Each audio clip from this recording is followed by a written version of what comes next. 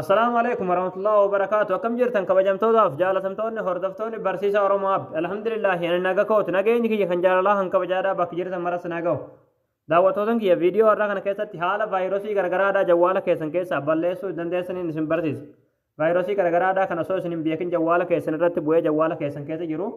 حالة سلب متي وان فيروسي تهجي چولا جوالا كيسن يو فيروسي غرته جراته كل لسو دندسن نسم برسيس.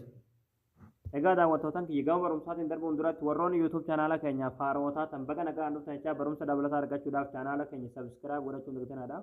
Yeroo sabiskiraayibii gootan barumsi asirratti dabarsinu guyyaan nama dura akka simbira ga'uuf mallattoo notifikashinii kana kilik itti godhaadha. Achi booda ool fayyadamtoota irra kaayyadhaadha. Barumsi keenya yoo isinitti tolee isin gammachiise viidiyoo keenya laayik sheer gootanii namoota baay'ee biraan ga'uun dirqamadha. Egaa gamanummaan hanga barumsaa isin dabarsaa hanga xumura viidiyoo fiyeetti obsaan faana turaan hordofaa isiniin jedha.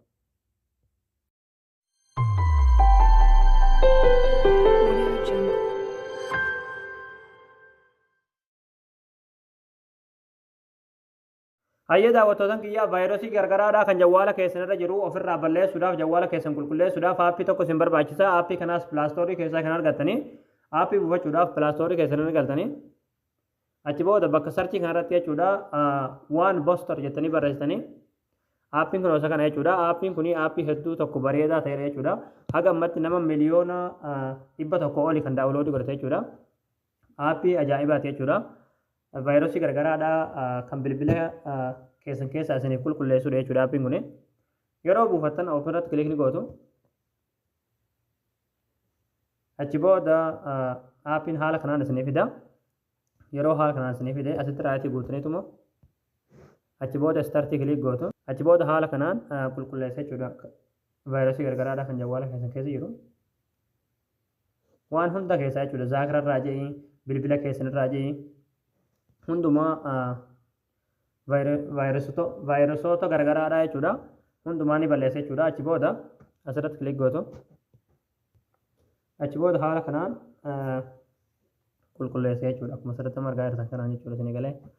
Vaayiresoota gargaraadhaa kan appilikeeshinii keessanirra jiru hunda jechuudha. Haala kanaan isiniif qulqulleessa jechuudha. Akkuma asirratti margaa jirtan kanaan jechuudha isin galee. Achi booda asirratti kilik ni gootu. Kan kileen isin godhu jechuudha. Achi booda eeyyamanii kennituufi. Achi booda haala kanaan eeyyamanii kennituufi. Achi booda haala kanaan ammallee qulqulleessuu eegala jechuudha. Akkuma asirratti margaa jirtan kanaan. Argaa jirtanii waan tokko waan vaayirasii ta'e jechuudha jawwaala keessan keessatti hin dhiisu jechuudha. Vaayirasii osoo isin hin beekin jawwaala keessanirra jiru hunda haala kanaan qulqulleessaa achi booda kileen gootu.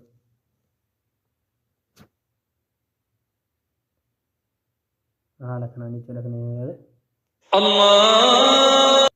achi booda ammallee boost kana kilik ni gootu.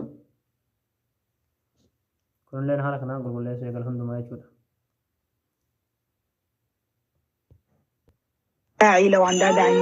Ammallee deebitaniiti iskaan kana kilik gootu.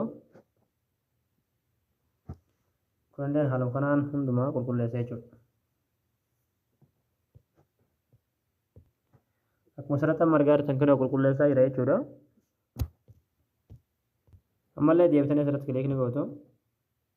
Battaariyaa bilbila keessanillee akkanaan kanneen isin godha jechuudha. Egaa daawwattootaan kiyyaa haala kanaan vaayirasii jawwaala keessan keessa jiru hunda ofirraa qulqulleessitanii balleessitanii jechuudha.